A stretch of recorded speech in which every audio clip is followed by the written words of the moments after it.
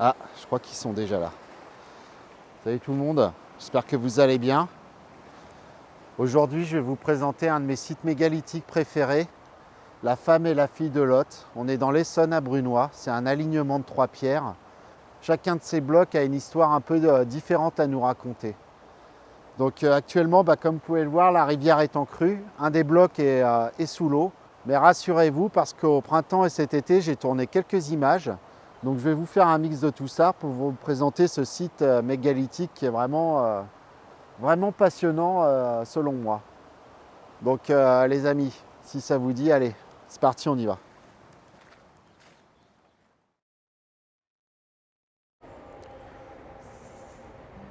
Et voilà les amis, hein, notre aventure commence ici, de l'autre côté de la rivière qu'on appelle Hyères. Donc c'est pas mal, elle a l'air plutôt basse. On voit déjà deux menhirs, hein. Donc ici on a le menhir principal et on voit dans la rivière le menhir à cupule. Donc écoutez, on va partir un petit peu à l'aventure parce qu'il va falloir traverser. Alors c'est un parc, hein, de ce côté-là de la rivière. Donc aujourd'hui c'est la rentrée, mais il y a quand même pas mal de monde. Donc c'est pas grave, on va faire avec, hein. Puis on va aller trouver un petit passage secret qui va nous mener jusqu'à ces menhirs les amis. Un petit parc sympathique, hein, mais voilà, je vais pas trop filmer parce qu'il y a beaucoup de monde les amis. Nous on va aller prendre le pont qui traverse l'Yerre et on va aller prendre un petit passage secret qui va nous emmener jusqu'à ces beaux menhirs. On est sur le pont qui traverse l'Yerre les amis.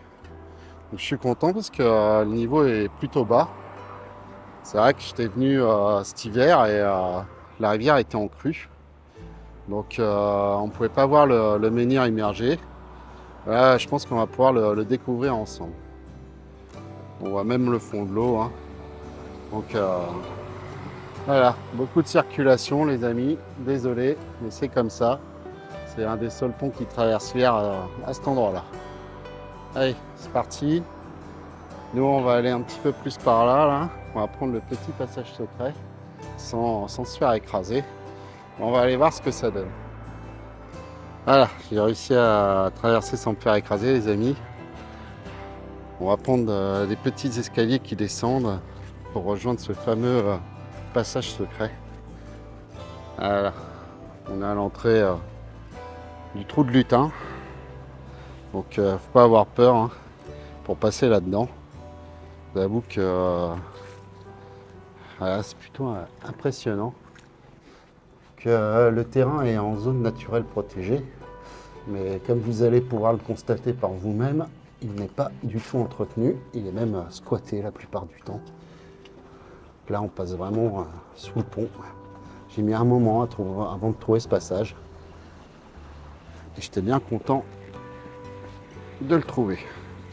Voilà, on est ressorti. Donc, comme d'habitude, hein, souvent hein, les menhirs du coin, ils sont juste en bordure de rivière. Donc il y a un petit chemin qui y mène normalement. Alors si vous avez vu ma vidéo sur le menhir de Boussy, la pierre frite, il se situe à quelques kilomètres, hein, dans cette direction. Et il y a également un autre alignement à Brunoy, qui est à environ 850 mètres d'ici. Mais malheureusement, il est sur un terrain privé. Il n'est pas classé et il est à moitié détruit. Il faudrait peut-être quelques images, un de ces quatre. Mais bon, ça présente très peu d'intérêt d'aller le voir parce que on ne le voit que de l'autre côté de la rivière et finalement il est très peu visible. Donc les deux alignements de Brunoy ont le même nom finalement. Ils s'appellent tous les deux l'alignement des pierres frites. Donc avec une petite différence quand même pour celui-là, c'est que la pierre frite, c'est le menhir principal de l'alignement qu'on va voir. On l'appelle l'alignement de la pierre frite, mais bon. On lui a donné également un autre nom, la femme et la fille de Lot, que je préfère. Voilà, regardez, on arrive. Très beau menhir les amis.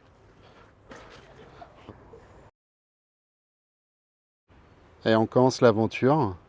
Donc c'est vraiment incroyable comment la végétation a pu pousser. Parce que j'étais venu cet hiver et le menhir était beaucoup plus dégagé. Et là, il est vraiment envahi par les lierres. Donc voilà, un petit nettoyage quand on passe, ça lui fait jamais de mal. Alors ici, on a le menhir principal, hein, qu'on appelle le menhir de la pierre frite. On appelle aussi la femme de Lot. Et vous avez sa fille, hein, qui est juste à côté. Un menhir beaucoup plus petit, hein, mais qui a aussi pas mal d'histoires à nous raconter. Pareil, il a quelques spécificités, hein, on verra ça par la suite. Il y a un troisième bloc caché, peut-être que les gens ne le connaissaient pas à l'époque, et qui est caché, hein, voilà, dans la rivière. Cette grande dalle, c'est plutôt sympathique parce que l'hier est très basse et assez claire aujourd'hui, donc on voit très bien en fait sa forme qui continue sous l'eau. Et ce menhir a une petite particularité, hein, c'est qu'il a environ 70 cupules gravées à sa surface, qu'on voit très bien. Alors je ne vais pas vous faire un cours de catéchisme, hein, les amis, mais pourquoi on les appelle la femme et la fille de Lot, cet alignement? On ne sait pas très bien, mais c'est une histoire qui vient de la Bible. En fait, Lot, c'était un habitant de la ville de Sodome. Et en fait, des anges sont venus le prévenir que Dieu allait punir cette ville de pécheurs, et donc qu'il devait s'enfuir avec sa famille. Et au moment où Dieu fait tomber une pluie de feu sur Sodome, Lot s'enfuit avec ses filles et sa femme. Malheureusement, sa femme n'a pas écouté ce que lui avaient dit les anges qui les avaient prévenus. Elle s'est retournée et elle a fini pétrifiée en statue de sel. Alors sûrement que c'est la forme de ce menhir, hein, qui a donné voilà, l'idée de ce nom à cet alignement. Qui a un nom qui fait un petit peu peur, qui donne un côté un peu mystique à ces menhirs.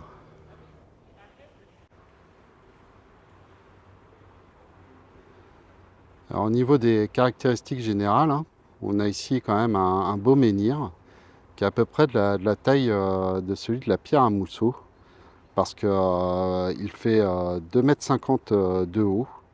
Il a une largeur qui varie d'environ 1,90 m, donc ça c'est au niveau de sa tête, à 1,10 m à son pied. Alors on pense qu'il en manque une partie de ce menhir, juste ici, hein, cette sorte d'encoche. On verra que c'est sûrement cette cassure est très ancienne.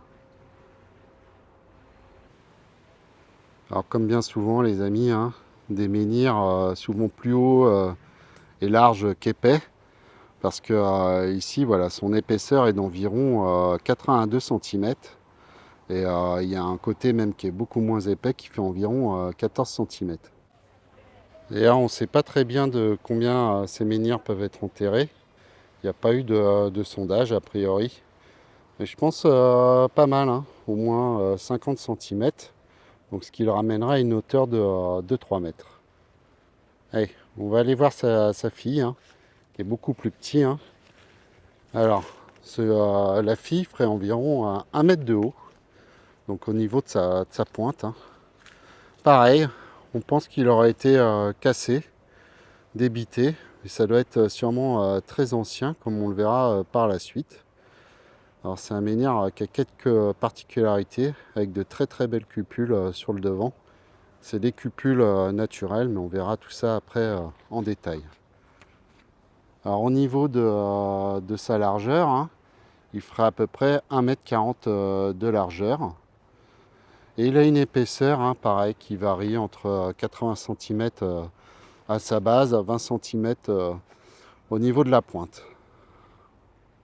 Alors c'est pas évident de les filmer parce qu'on n'a pas beaucoup de recul, les amis, on va faire avec. Hein. Alors, on a déjà deux très beaux menhirs, totalement différents l'un de l'autre. Hein. Et on va aller voir donc le troisième menhir qui est dans la rivière pour voir un petit peu ses caractéristiques générales. Et ce troisième menhir est lui aussi tout à fait différent. Les trois blocs sont en grès de Fontainebleau. Hein.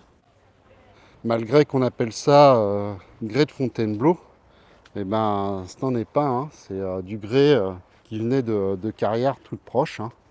Et si vous avez vu Et ben, ma vidéo sur la pierre à mousseau, et ben, vous savez que la carrière d'où venait ce menhir eh bien, a été située, elle aussi, on pense, à Brunoy. Hey, on va aller voir le troisième bloc un petit peu plus en détail pour parler de ses caractéristiques.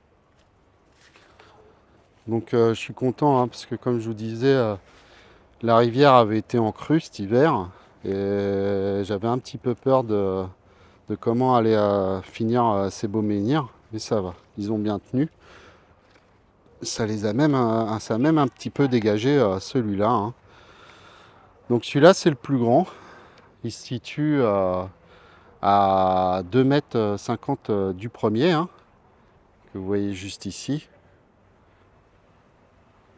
Il n'a pas vraiment de nom, hein, celui-là.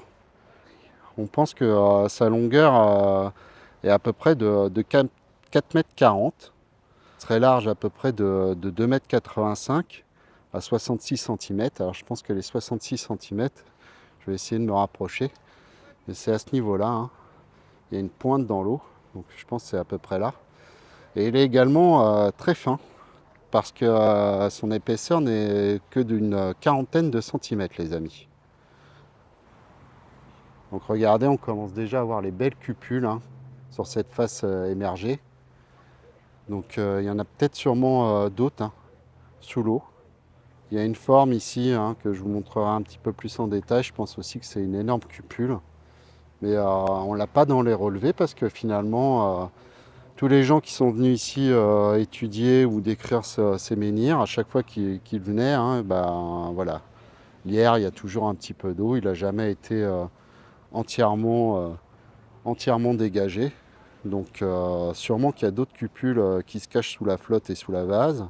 Il y en a peut-être aussi également sur son autre face. Alors, on pense, hein, que ce troisième menhir, cette troisième stèle plutôt, on pourrait dire même, on pense qu'elle a chuté dans la rivière il y a très longtemps, hein, parce qu'on l'a toujours connue ainsi. Cet alignement de menhirs est connu depuis les années quand même 1450. On en trouve déjà des premières références. Ils ont un espacement assez régulier, hein, parce que on peut lire aussi qu'entre la femme et la fille de Lot, il y a à peu près 3 mètres de distance. C'est à peu près ça, effectivement.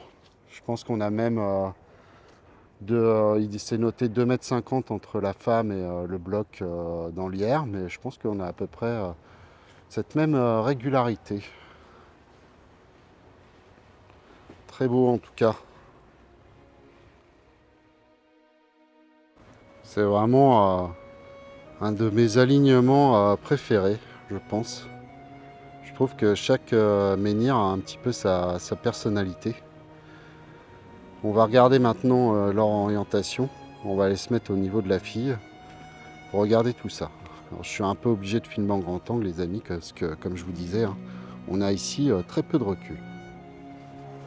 Alors, la petite orientation, eh ben, on est sur du est-ouest, qui pointe un petit peu, on pourrait dire, ouais, ouest, nord-ouest, sud-sud-est. Si vous vous rappelez de la pierre frite à Boussy, hein, on n'était pas du tout sur le même alignement. À Boussy, on était plus sur du nord-sud. Donc peut-être qu'ici que les alignements, voilà, c'était pas forcément aligné sur quelque chose, hein. On était plus sur des contraintes de terrain, comme je vais appeler ça, avec ces menhirs qui longeaient la rivière.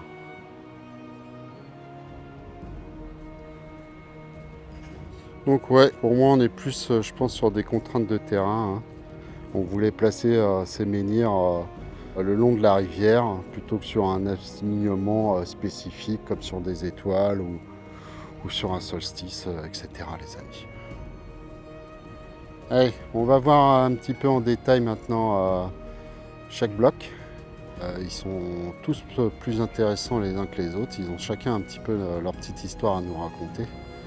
Et j'espère que ça vous intéressera parce que moi vraiment ces menhirs, je les adore les amis. Allez, c'est parti. Alors, on commence par la femme de Lot, hein, les amis. Vous pouvez voir quand même, c'est un menhir assez impressionnant, hein, qui est très marqué par des formes d'érosion.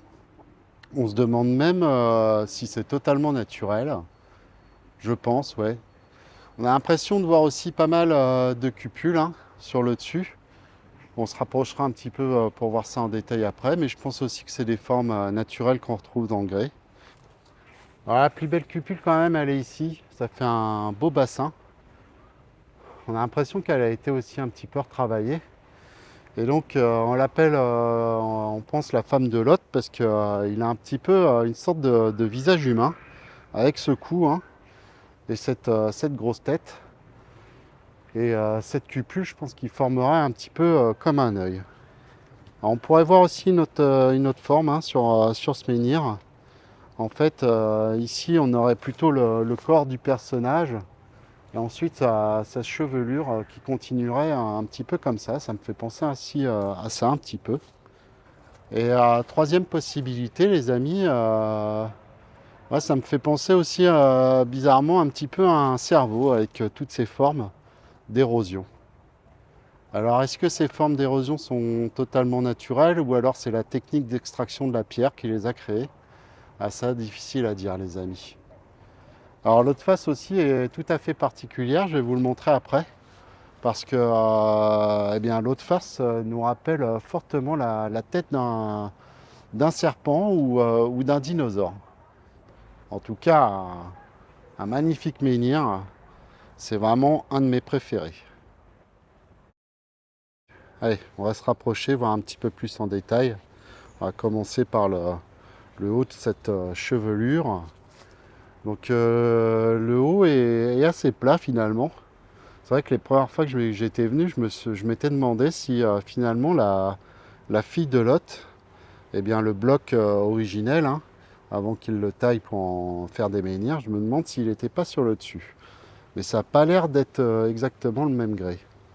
Alors, on va regarder déjà un petit peu ce bassin, hein, très joli, qui doit faire environ 15 cm de diamètre pour une profondeur de 10 cm. On dirait qu'il a été un peu recreusé dans le fond. Ce serait difficile à dire, hein, puisque voilà, comme tous les menhirs de l'Essonne, on pense qu'ils ont à peu près 5000 ans. Ils dateraient de l'an moins 3000. Donc sûrement que l'érosion voilà, a un petit peu abîmé ces menhirs. Quand on descend, on voit également une sorte de fosse, hein, ici. Je pense que ça, c'est l'eau de pluie, hein, qui coule et qui a un petit peu abîmé le menhir au fur et à mesure du temps. On a aussi, hein, tous ces petits canyons, hein, qui forment cette chevelure. Ça a l'air naturel, mais vu comment ils sont disposés, bah, je pense qu'ici on avait voilà, la face qui était à l'air libre à l'époque. Et l'eau coulait, hein, le long de cette pierre et a formé toute cette forme plutôt étrange et sympathique. Alors c'est vrai que sur la tête aussi, on voit de nombreuses petites cupules, ainsi que ces formes étranges. Mais bon, ça c'est sûrement des marques d'érosion, hein. On avait vu aussi sur à Boussy et sur la pierre à Bousseau. Donc ça doit être totalement naturel. C'est vrai que ces marques-là laissent un petit peu perplexe. On a l'impression de voir un petit peu une ancienne gravure. Donc ensuite, on a cette fameuse cassure au niveau du pied. Alors elle doit être assez ancienne malgré qu'il y ait une différence de coloration à cet endroit-là. Mais c'est vrai que le grès n'a pas l'air de très très bonne qualité. On a l'impression qu'il peut s'effriter très facilement. Allez, on va regarder la tronche arrière maintenant, un petit peu plus en détail. Parce qu'effectivement, c'est vrai que c'est ici qu'on a l'impression qu'il a été débité, hein. Le pied est bien carré, hein. Donc je pense qu'effectivement c'est ici qu'il a été taillé, hein. Sûrement qu'il y avait un autre bloc accroché à cette tranche arrière. On voit également ce gros plat. On se demande d'ailleurs si ça n'a pas été fait exprès, hein. Si on n'aurait pas lissé un petit peu ce menhir à cet endroit-là pour lui donner cette forme particulière. On voit très bien le plat ici, hein, les amis. On a même l'impression de voir quelques marques de coin. En tout cas, on voit que ça fait très longtemps que ce menhir est dressé, hein, parce qu'on voit des marques d'érosion sommitale, hein, sur le sommet, assez caractéristiques de ce qu'on retrouve quand les pierres ont été dressées depuis très longtemps. Alors, il y a beaucoup de marques d'érosion aussi sur la tranche avant, hein, mais vraiment ce qui va nous intéresser, c'est au niveau de son pied. Comme je vous disais, sûrement que la partie, hein, qui est ici est manquante. Elle aurait peut-être été débitée à une époque plus ou moins ancienne, mais moi je pense que c'était voulu, hein, cette forme-là. Je pense aussi que c'est pour ça qu'on a sélectionné cette pierre, hein, parce elle rappelait un petit peu, voilà, une forme humaine aux gens de la préhistoire. Alors la deuxième raison qui me fait dire que ce débitage est très ancien et voulu, eh ben, c'est qu'on trouve une fosse à son pied, hein. Regardez ça. Il y a une fosse d'érosion juste ici. Donc ça, je pense pas que c'est l'érosion de l'eau qui a fait ça depuis que le menhir est posé. Je pense que le menhir finalement a toujours eu cette forme. Donc c'est vraiment ce qui me fait dire que voilà, on a sélectionné cette pierre pour la forme qu'elle avait déjà un petit peu à la base ou au moment de son extraction. Alors ça me rappelle un petit peu aussi la fosse qu'on avait au pied de la pierre à mousseau. C'est là où on voit un petit peu que ce grès, hein, il n'est pas forcément de très bonne qualité à cet endroit-là. Il a l'air mélangé à autre chose. Je pense même qu'il est un petit peu ferrugineux, hein, parce qu'on voit pas mal de coloration un petit peu orange-rouille, hein. On a aussi ces petites formations, hein, dans la pierre qui me font dire que voilà, c'est peut-être des nodules ferreux à cet endroit-là. Et c'est peut-être ça aussi qui fragilise la roche sur son pied. On voit pas mal de morceaux, hein, qui se sont écaillés d'ailleurs au fur et à mesure du temps. Sûrement qu'il était beaucoup plus lisse le pied à l'origine. Alors la face arrière est très difficile à filmer, les amis. Je vous mettrai un plan large depuis le parc. Mais on remarque aussi, hein, qu'il y a une sorte de bassin à cet endroit-là, hein, juste au milieu de l'écran. Il y en a un autre aussi à ce niveau-là, hein. Donc ça formera un petit peu un œil parce que c'est vrai qu'on a l'impression d'y voir comme une tête reptilienne à ce menhir. On aurait l'œil, hein, juste ici, sorte de nez, hein, qui continue comme ça avec la mâchoire. Et on a une cassure dans la roche, hein, qui forme la bouche à cet endroit-là. Est-ce que c'était voulu ça? C'est possible, hein, malgré qu'on voit que le menhir a un petit peu été abîmé par l'érosion. Alors notamment au niveau de son pied, on voit que des morceaux se sont écaillés ici, hein. On voit bien les cassures, hein, sûrement qu'il manque toute une partie ici du menhir, hein. Mais bon, je pense qu'il a quand même gardé sa forme générale. C'est comme ces écaillages, hein, on retrouve aussi au niveau de la bouche, très visible ici, hein, avec cette longue fracture qui continue, hein, jusqu'au bout du museau. Et on voit, hein, que sûrement que le menhir a été un petit peu abîmé ici, hein, sûrement qu'il en manque, il manque quelques plaques. Et comme je vous disais, il a dû quand même garder sa forme générale, je pense. Il a une très belle face. C'est vrai qu'une fois j'étais venu ici et j'avais vu des enfants qui le regardaient, qui disaient: «Oh, regarde maman, il y a un dinosaure de l'autre côté de la rivière». Alors c'est vrai qu'on pourrait y voir un serpent, mais c'est vrai que ça fait penser à une tête de dinosaure. Donc c'est sûr que les hommes de la préhistoire n'avaient jamais vu un dinosaure de leur vie. Mais peut-être que ça leur rappelait aussi une créature fantastique. Et c'est pour ça qu'encore une fois, ils ont sélectionné la pierre. On dirait qu'ils regardent d'ailleurs dans la direction du coup où pointe cet alignement. Alors qu'est-ce qu'ils regardent? Ça paraît difficile à dire, les amis. Et maintenant, on va aller voir un petit peu plus en détail cette cette fille de Lot, voir ce qu'elle a à nous dire. Et malgré qu'il a sûrement été cassé, ben, ça reste un très joli menhir. On le voit juste derrière, ici. Voilà les amis, hein, la fille de Lot. Un petit bloc qui paye pas de mine, hein. Et pourtant, je pense qu'il y a encore une fois beaucoup de choses à nous raconter. En tout cas, il est très joli. Du grès de Fontainebleau, mais qui a l'air un petit peu différent du grès de la femme de Lot. Il a l'air beaucoup plus solide celui-là, moins ferrugineux. Donc ce qu'on peut remarquer, c'est sa forme en pointe. Donc on pense que ça serait une ancienne tentative de débitage. Mais ça doit être très très vieux parce que on voit quelques marques d'érosion qui se sont formées dans la pierre depuis que ce menhir a été débité. Alors c'est vrai qu'aussi on avait vu au musée de la préhistoire de Nemours, hein, avec la stèle de Louche de Beauce, et ben, Serge Cassen pense que cette stèle avait été aussi débitée en pointe et que c'était un petit peu la marque de fabrique des gens de Carnac. Donc ça aurait rien d'impossible, hein, que les hommes de la préhistoire de Carnac soient venus ici. On est peut-être sur une voie commerciale, hein. Alors c'est vrai qu'on retrouve aussi des gravures, hein, du style de Carnac un peu partout en Île-de-France et notamment dans les abris ornés. Donc peut-être que c'est eux qui ont retaillé ce menhir en pointe pour un petit peu imposer leur marque de fabrique, on va dire, les amis. On va regarder surtout la face avant, hein, qui est très jolie, qui a des très belles cupules. Le reste, c'est plus du grès classique, assez lisse. Mais c'est vrai que la face avant, il y a vraiment une sorte de bassin là qui est plutôt incroyable. Allez.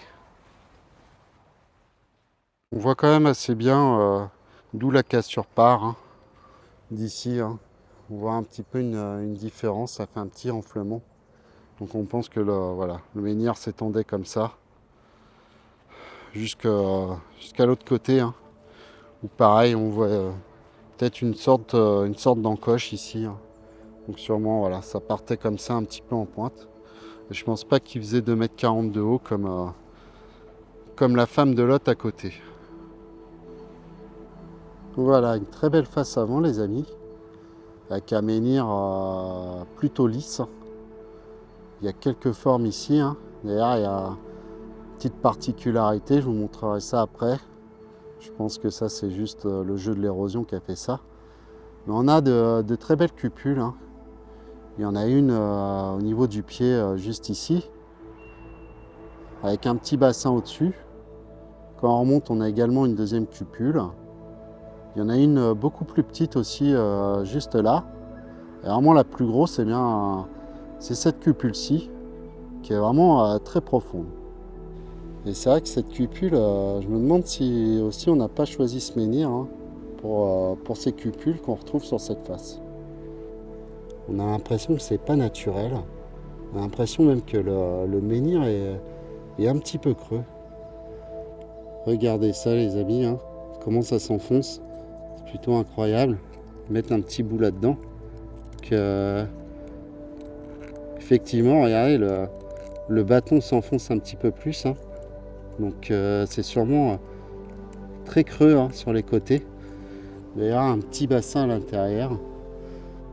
Je me demande s'il n'y a pas un trésor caché là-dedans, les amis. Qui sait? Alors, il y a une autre forme un petit peu étrange, hein, qu'on voit juste ici, hein. Bon, je pense que ça, c'est plus mon imagination. Mais c'est vrai qu'avec cette face arrière de la femme de Lot qui nous rappelle un petit peu un serpent, ben, c'est vrai que ça m'a fait un petit peu penser à ça la première fois que je suis venu. On aurait ici la tête, avec l'œil juste là, avec une petite cupule, qui est difficile à dire si elle est vraiment naturelle ou pas. Et ensuite, on a le corps qui tourne comme ça, jusqu'ici. C'est vrai qu'on a l'impression qu'en dessous, le menhir a un petit peu été lissé pour faire ressortir cette forme particulière. Alors c'est sûrement de la pareidolie les amis, mais comme je vous disais, l'appareil de lit, je pense que c'était aussi comme ça que les hommes de la préhistoire choisissaient les blocs qui allaient devenir des menhirs. Ils pensaient que c'était peut-être des monstres pétrifiés dans la roche, ou alors l'esprit de leurs ancêtres qui s'était incarné dans ces cailloux. Donc l'autre face du menhir prend très bien les mousses, mais on voit aussi qu'il est beaucoup moins lisse, et également pas de cupule. Donc je pense que ça c'était c'était le bloc qui était accroché à un autre à l'origine, et que la face avant c'était le bloc qui était à l'air libre. Alors c'est vrai qu'il y a cette petite échancrure aussi à son pied, ça me laisse un peu perplexe aussi. On aurait plus tendance à penser que les bâtisseurs auraient cassé la partie qui est juste là pour rendre le menhir beaucoup plus droit. Peut-être que c'était une dalle en entier, déjà de base, qui a été un petit peu retravaillée et plantée. Là, on a un très bel alignement et il y a énormément de moustiques tigres, les amis. J'en vois partout qui volent autour de moi.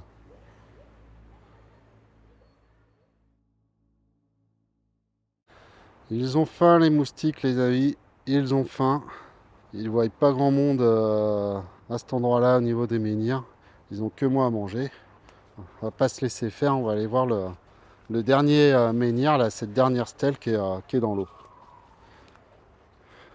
Alors sûrement qu'il était planté à cet endroit-là. On voit d'ailleurs une petite dépression dans le sol.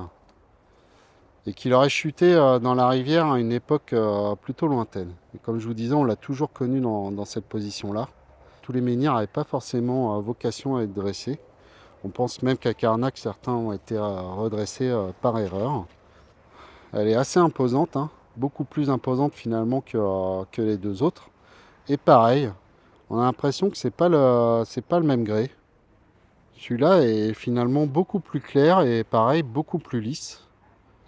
On voit qu'il est vraiment pas épais comme menhir, parce que le fond de l'eau est juste là, donc il fait 30 ou 40 cm d'épaisseur. Et on voit aussi que sur moi, il a été débité à partir d'ici, parce que la forme est vraiment droite.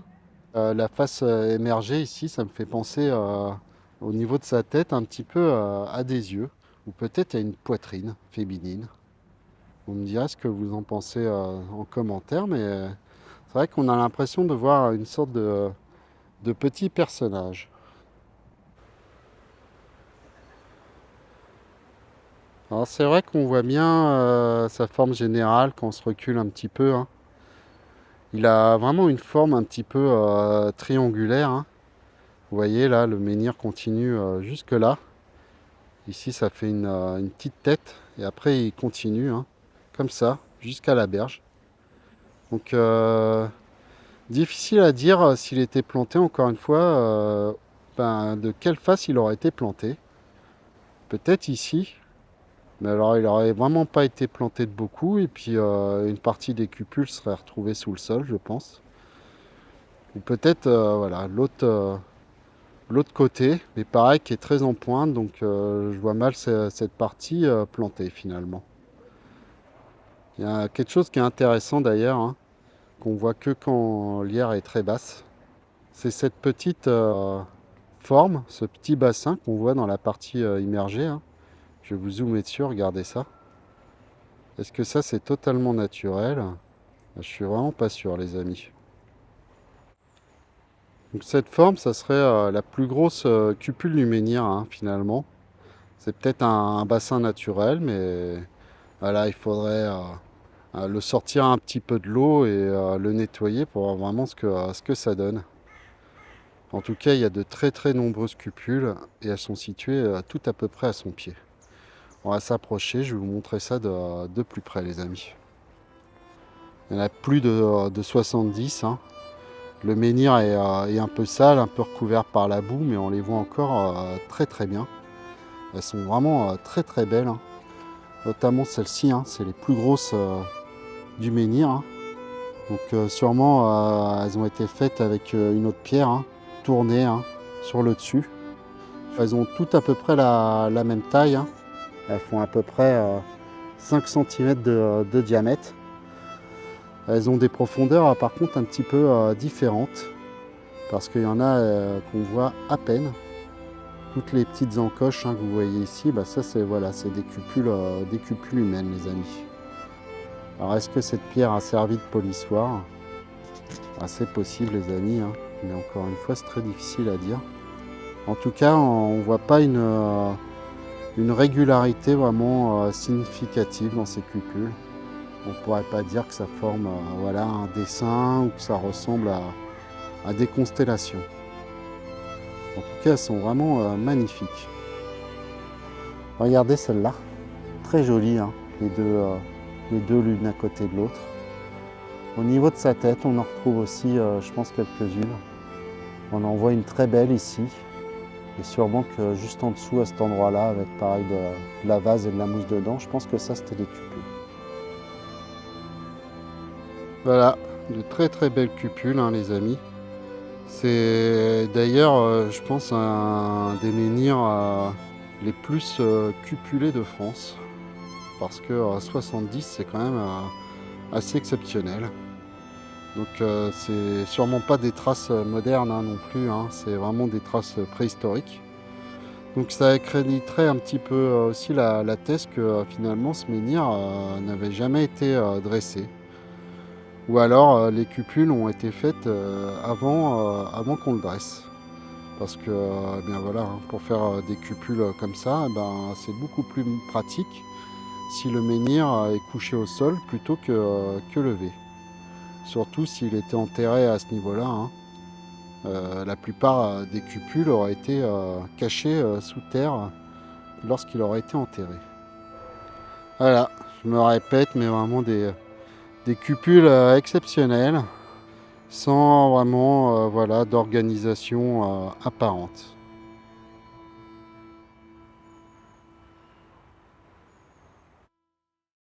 En tout cas, les cupules sont vraiment particulières. C'est vrai qu'on n'en retrouve pas d'autres, à ma connaissance, sur les menhirs de Brunoy. Peut-être aussi qu'ils n'ont pas été assez étudiés, ou alors que l'érosion les a effacés au fur et à mesure du temps. Mais ici, c'est un petit peu pareil, exceptionnel de les retrouver. Parce que finalement, quand la rivière est en crue, l'eau de l'Yerre doit environ monter jusqu'ici. Donc il est vraiment immergé. On pourrait s'attendre à ce qu'il soit beaucoup plus abîmé. En tout cas, ce bloc de grès, il est très beau, très lisse. On dirait vraiment qu'il a été bouchardé sur toute sa surface et pour qu'ensuite on trace toutes ces cupules. Allez, ouais, c'est l'heure de la petite conclusion, avant que je me fasse entièrement pomper le sang par tous ces moustiques tigres. Et voilà les amis, c'était les menhirs de la femme et de la fille de Lot.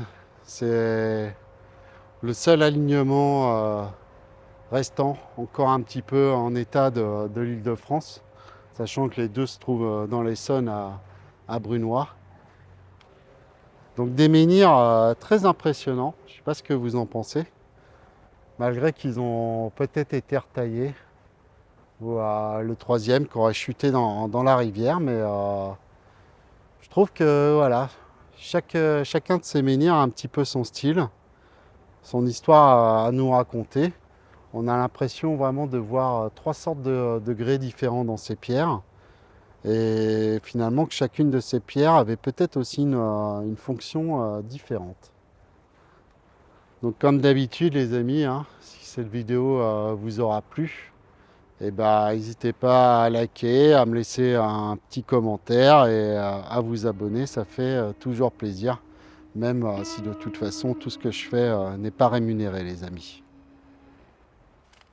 Donc sur ces bonnes paroles, comme d'habitude, je vais vous dire à la prochaine et surtout, restez curieux. Ciao tout le monde.